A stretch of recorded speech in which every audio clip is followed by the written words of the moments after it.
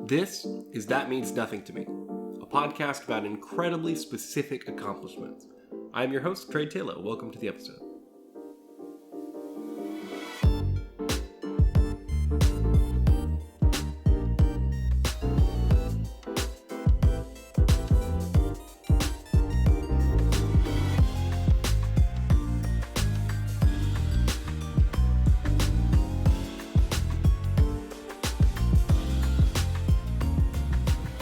Just a quick disclaimer about the opinions expressed in this episode. We are going to be discussing the newest branch of the U.S. military, the Space Force.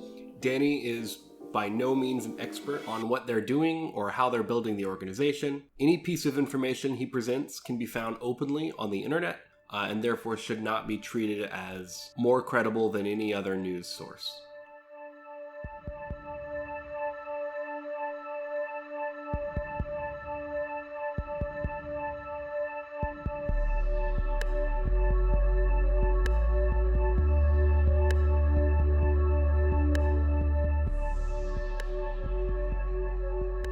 My name is Daniel Sanchez, also known as Magician Danny Sanz.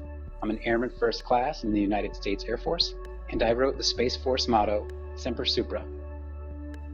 What does Semper Supra mean?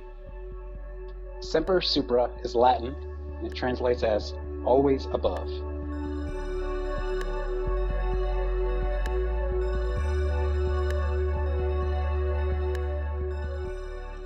What do you do in the Air Force?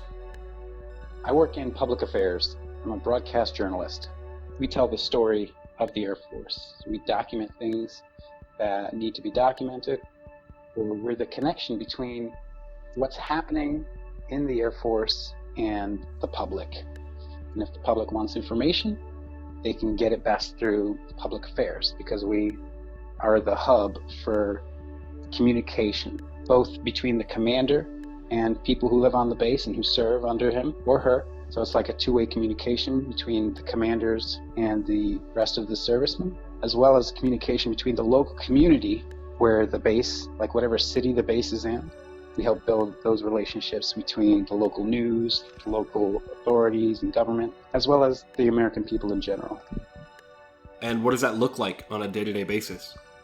Every day is a little different. So it might be making a short video to inform people who live on base about new rules or construction on a road. It might be about news releases about certain newsworthy events that have happened or are going to happen on base that the local community would want to know about. Certain things like recruiting commercials or things like that might be public affairs at a different level, not at the base level. But anytime that the military wants to give information to the public, it's going to go through public affairs at one point.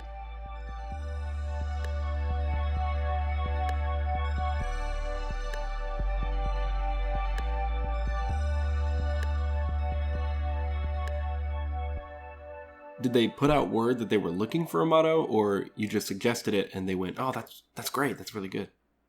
So after basic training, no matter what branch you're in, you probably go to a tech school. Tech school is where they teach you your trade and that you get specifically trained for a specific job. So it was during that time, I don't know, it was May 2019. But during that time, people weren't sure if it was real, if it was going to happen or not. But it didn't matter. If I heard about the Space Force, I'd be like, yes, tell me more, sign me up. One day I was just thinking about it, so I came up with a bunch of mottos. I was like, well, Air Force has a motto, because we have to say it every day in basic training. So I was like, well, the Space Force is probably going to have a motto. Might as well wonder what it's going to be. How about this? How about this? So I wrote down like 4 or 5 ones that I came up with. And then I told some to my classmates. There was one guy sitting next to me, and I was like, hey, what do you think of these 5? And he was like, that one's okay, that one's okay. Oh, I like this one. And I was like, yeah, that's my favorite. So I just kept it. And, I mean, Space Force wasn't even real yet, and I kept it in the back of my head. We'd say it sometimes. So then I just got my first duty station, and I go to work every day. Months and months pass, and then it turns out that Space Force is real, and it has been legally brought into existence, signed documents and everything. So the first thing they announced was the official members and the fact that their name tapes, the tape on their uniform that has their name and says, it either says U.S. Army or U.S. Navy or U.S. Air Force, the name tape for the U.S. Space Force was blue thread. because the thread color is different from each branch a little bit, just so it makes it easier to see from far off, because a lot of them are wearing the same style of camouflage uniform right now. I didn't know that. Yeah, so like from like 10 feet away, if I see a black thread on somebody's uniform, I can tell that they're in the Army, as opposed to the Air Force, which has a more spice brown color. So that was the first thing where they're like making choices about the Space Force and how they're going to look. So, man, I really like my motto, Semper Supra.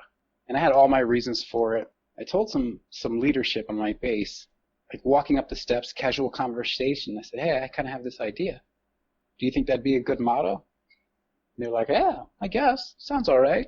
You know, if you're interested, just tell your leadership. They might know somebody in your career field who's going to be able to put it in front of people making these decisions, because they're like studying all these options because they have to make choices. So I tried to make it as official as I could. I wrote out a whole page explaining the different mottos that already exist, some official, some unofficial, the history, what my idea was, and what it would mean, and how it could be interpreted. And I gave it to my supervisor, and he said, yeah, I think I know somebody who might be in the chain that can get it pushed further up. And then I also had someone else in leadership who also double-checked and made sure that I got where it was going to, and then nothing for like 2 months or a month and a half. And then one day, you just get an email from like the highest ranking person in charge of that decision, and it said, this is a really good idea, and it's not official yet, but we're going to go with it. So I had to sit on it, and I told some people, like, it's like one of the top contenders, like, this looks like it's going to be really promising.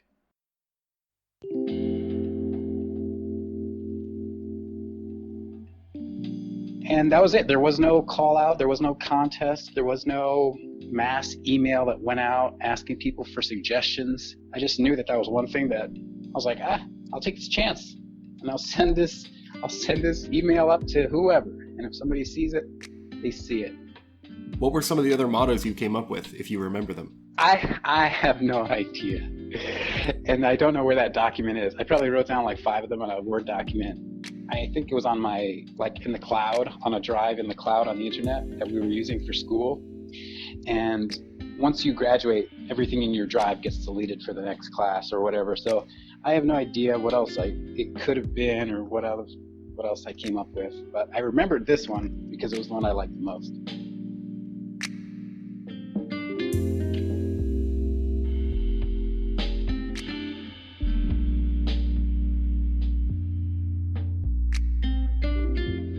Tell me a little bit about the meaning. How did you come up with Semper Supra? It's so simple. I wasn't a rocket scientist, but just choosing the right word to capture the right feeling and meaning. Because semper is used in a lot of, I don't know if you know, it could mean nothing to you, right? The Marines have Semper Fidelis, which means always faithful. The Coast Guard has Semper Paratus, which is always ready.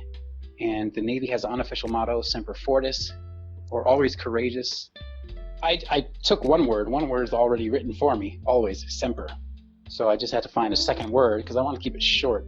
And so I just went to probably the internet to a translate site, and I typed in a couple of words. I was like, well, what's like victorious, like always victorious? That sounds good. And then I looked up all the Latin words that could be interpreted as victorious. It's like, that one's not that great. How about this? How about this? It's like above. Supra can be interpreted in multiple ways. One of the first interpretations is on, so always on, which is kind of also true. I mean, there are no off days for the military, you know, whether it's your shift or not. If they call you, you go. But a more accurate term that I wanted to pull is another definition of supra, which is above, because, hey man, space is above you. But it also means so much more. Our standards are always above. Like, whatever you're trying to do, take it to the next level. Always above. Has to do with the sky, has to do with the stars, has to do with once we get here, where do we go next? Just keep going. Always above. So that's why I chose that one. It just sounds so good because it's easy to say. It's not like even Semper Fidelis for the Marines usually gets shortened to Semper Fi, which is what a lot of more people are familiar with. But Semper Supra can't get any shorter. Super easy to say. It's so close to the word super, which is a positive word, and it's got 2 syllables in the front, Semper, two syllables in the back, Supra, and they both start with S, and they both have a P in the middle, Semper Supra. So it's just a lot of little poetic things, I guess, that went into it. And then when you translate it into English, the two English words also have two syllables in the front, two syllables in the back, and they both start with A. So it's just Semper Supra, always above. And they liked it, so thank goodness they liked it, and they selected it. I'm glad I was able to contribute a tiny way to help build the future. Danny is currently deployed overseas in Germany, so he uses Facebook a lot to communicate with his friends back home. That's actually how we recorded this interview. While we were talking, this happened, which I thought was really cool. On Facebook, somebody just sent me a video. They have like a Formula One race car for the United States Space Force. And it says Semper Supra on the race car. No way. It says Space Force all over the car. And then even on the driver's like jumpsuit, like on his back, it says Semper Supra. And I'm just oh my god. Yeah. It's so surreal. You made it. I'm sure people in my office are sick of it already. Like, all right, yeah, Semper Supra, get to work. Jeez.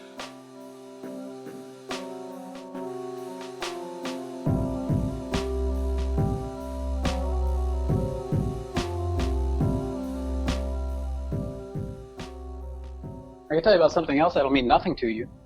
Sure. All right. So among my many hobbies, I also have an extra class license for ham radio. How's that sound? That means nothing to me. What is that?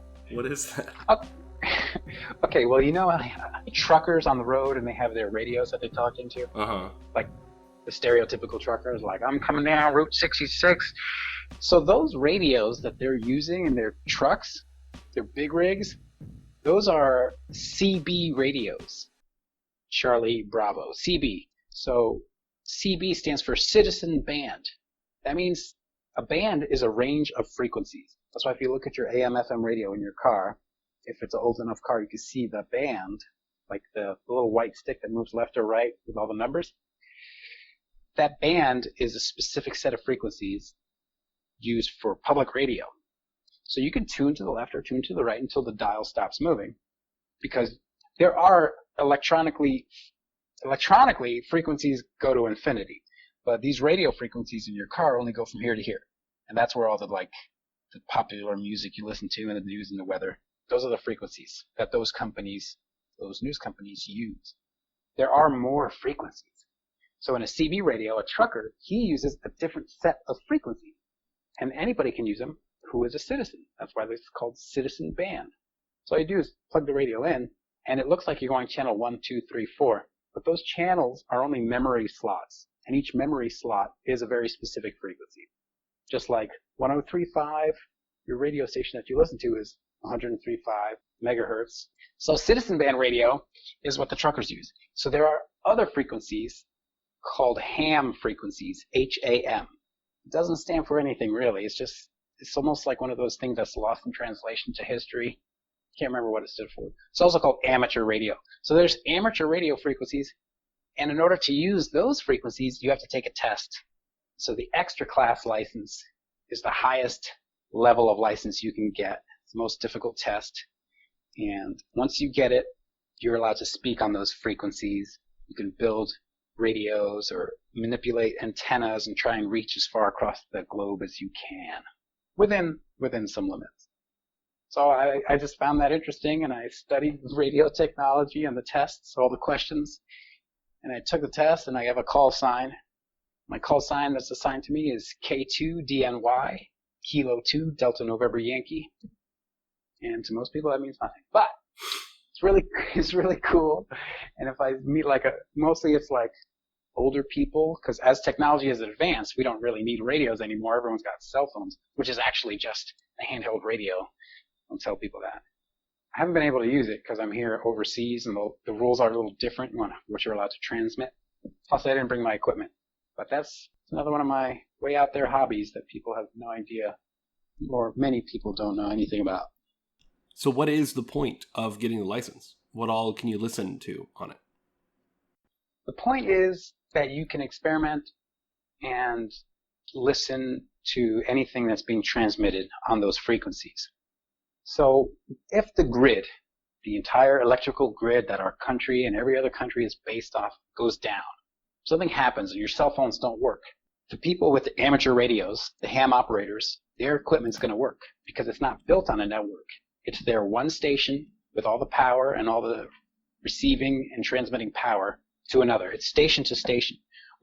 It's not dependent upon a network of antenna towers and computers that are linked and call centers and switchboards. So that's the benefit. But you could just turn it open, listen to certain frequencies. You hear some guy talk about his dog and how he wants to water his lawn or a new car he just got. So the idea is, like, when the stuff goes down, ham radio is another line of communication. So a lot of them practice for storms, especially down south in Florida where I was.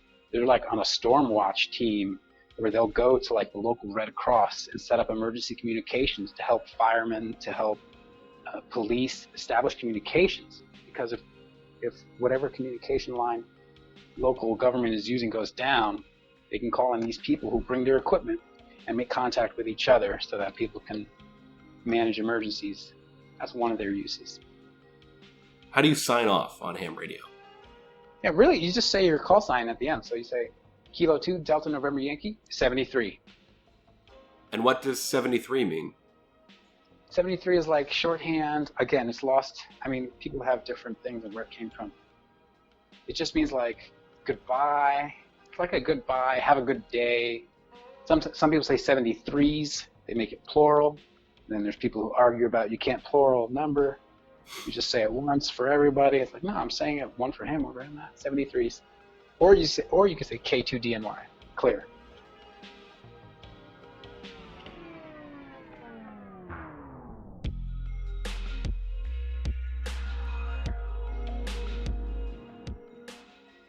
There is one thing Danny does that I do know something about, and that is actually the story of how we met.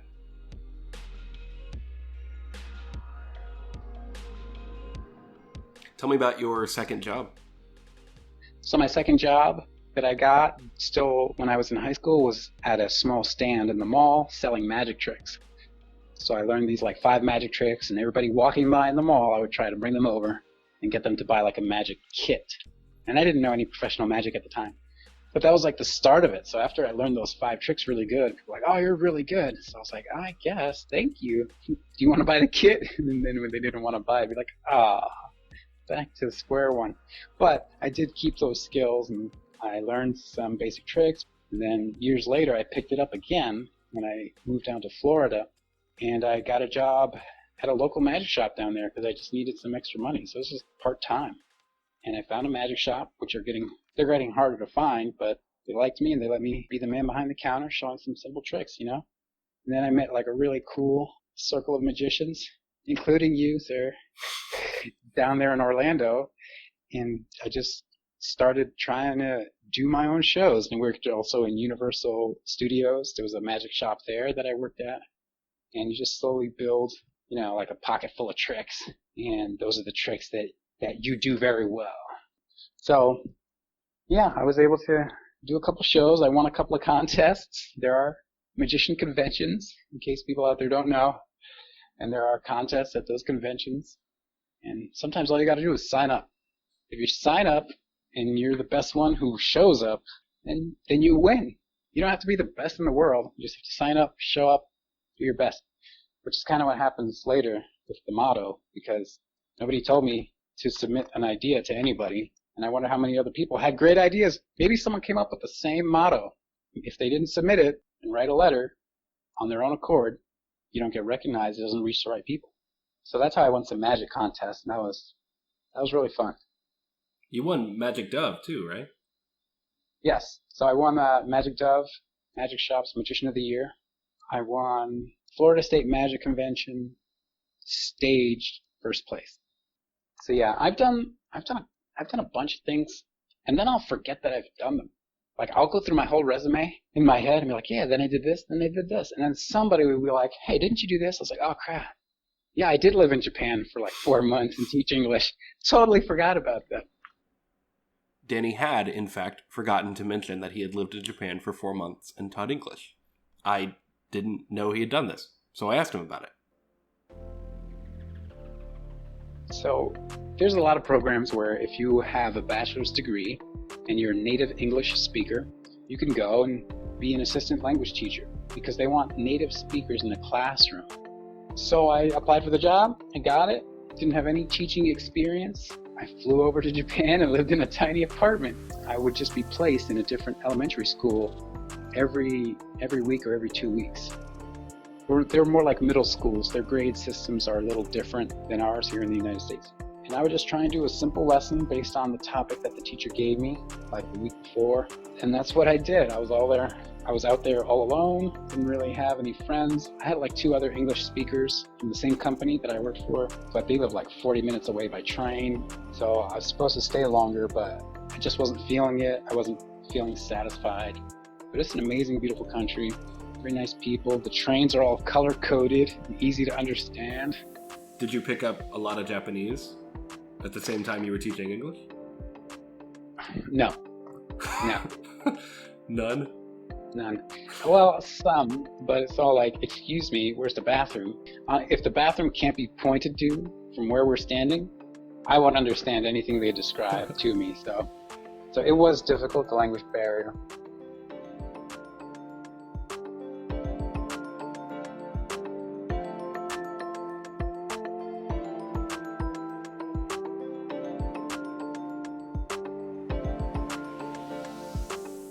So there are a lot of things you can do in your life that you're going to be super proud of, and to the guy down the street, he has no idea, no value. He doesn't mean anything to himself. You know, I've done some interesting things. I think I have an extra class radio license. I lived in Japan. I was a professional magician, and I wrote the Space Force motto. So if you have any ideas, or if you have things that you want to do in your life, just take a chance. Try it. You never know.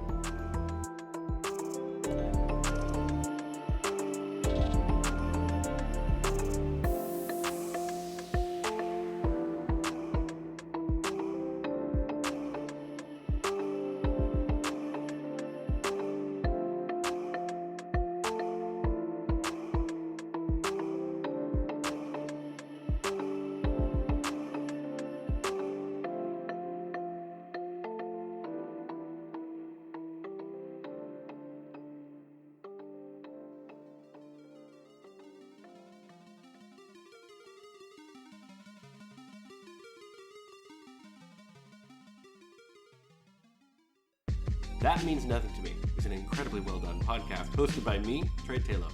Audio editing is done in Audacity Suite 2.3.0 or recorded on a Yeti Blackout omnidirectional mic. All of our music credits for this episode can be found in the show notes wherever it is you are listening to this. Special thanks go to Danny Sanz, who you can find on Instagram at DannySanzMagic, and everyone at the incredible Rammstein Airbase. I'm sure I'm butchering that pronunciation. I basically got security clearance to conduct this interview, so that was incredible. I know I mentioned it in the last episode, but the Patreon for the show is now live, up and running. You can check it out at patreon.com/thatmeans0, the number 0. There's a couple cool rewards in there, like getting your name in the credits or sponsoring an ad segment in the show. So if any of that sounds cool to you, head on over there and check it out. There'll be a link in the description. We are still working on the formatting, length, and overall vibe of the show, so if you have any questions, comments, or if you just want to let me know what you thought, please feel free to shoot me a message at contact@thatmeansnothing.com. You can also find me on social media at thatmeans0, the number 0. Thanks for listening. 73.